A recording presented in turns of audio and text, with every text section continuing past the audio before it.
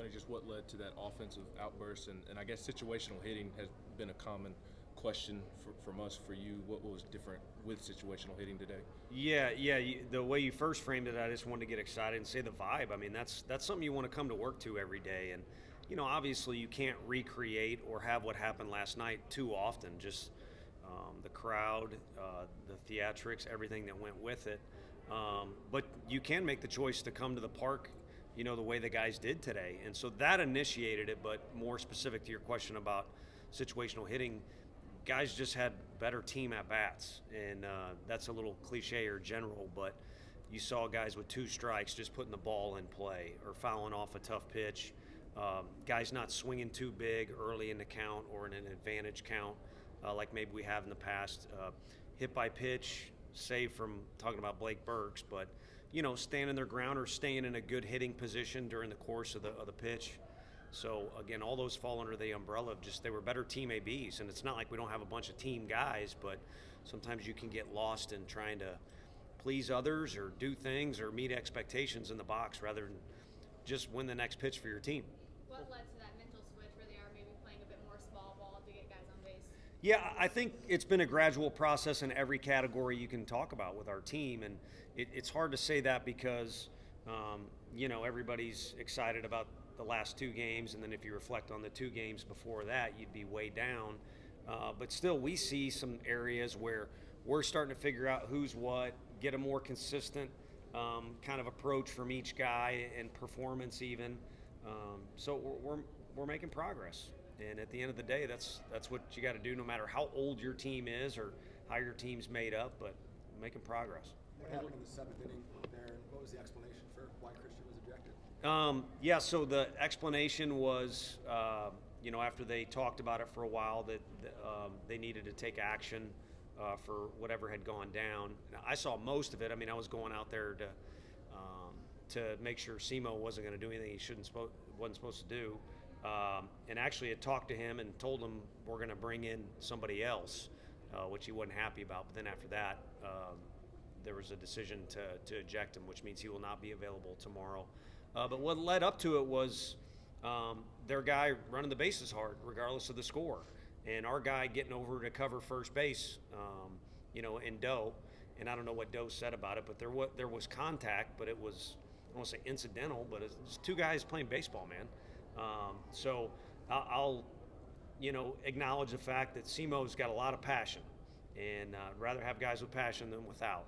And also we'll acknowledge the fact that he's got his teammates back. I think that was the intent of what he was doing. But I also think the situation, with all due respect to the team we played, the scoreboard, it wasn't necessary. But might be a good thing. Guy gets an opportunity tomorrow. I don't know who it is. But there's a lot of guys over there itching to get out there and play, and at the very least, somebody, probably be somebody young, again, sticking with that theme, will get an opportunity. What was the significance for Dolander getting through that 2nd inning and unscathed and being able to get through 7 innings, save the bullpen? Yeah, I don't have a good answer on. I guess significance was massive. How he did it, I hope he had a good answer for you guys, because those are 3 pretty good hitters he had to face, and then there was more danger awaiting if he doesn't. It was just a really quirky inning. But I think he kind of overcame, it's a good day to hit at the park, it felt like, for a variety of reasons. But, he just overcame a lot. And I said something really corny, but I kind of like it now. When the tough gets going, Doe gets going. And that's been his theme this year. And last year he kind of, whatever built up the hype going into this year, and he had good stuff and all that. And he's got, just because he's got DeGrom's hair doesn't mean he's DeGrom. I don't know why we had to go with that. But, the bottom line is this year, if he's got one thing going for him, he showed guts a lot this year. What can this weekend do for this team long term? Well, I think, just in general, starting the second half of the SEC play was a little bit refreshing. To have a win that not just this team can hang their hat on, but, I got all these messages. That'll be one that people remember forever. And it was awesome. And as a player in our dugout, you're kind of yearning for more of that. And again, you can't duplicate it exactly, but you want the crowd to be in it. You want to do something well for your teammates, and you want to show some some energy and excitement when things go well. When they don't go well, or you're down, and it's kind of like, man, are we going to do anything tonight, or is it coming, or can we come back from this? You got to keep plugging along. So there's a lot of themes there to take and pick up from, which hopefully our guys will do. Because I have said that I do think we're getting better or making progress, but that doesn't happen just on its own or because I say it in an interview. You have to acknowledge what works and what doesn't, and discard that doesn't, and press forward with the works. Why do you think this team's been able to do that in the past 24 hours and kind of haven't been able to up to this point?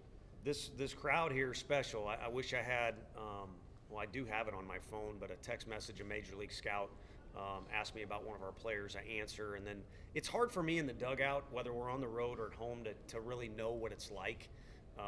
And so I asked him, and he's been a lot of places, and he said top 3 in about every category you can imagine, including the fans, just participation, like paying attention, applauding, knowing the game, and then, providing our guys with energy. And I don't want to take anything away from our players, but it's been huge.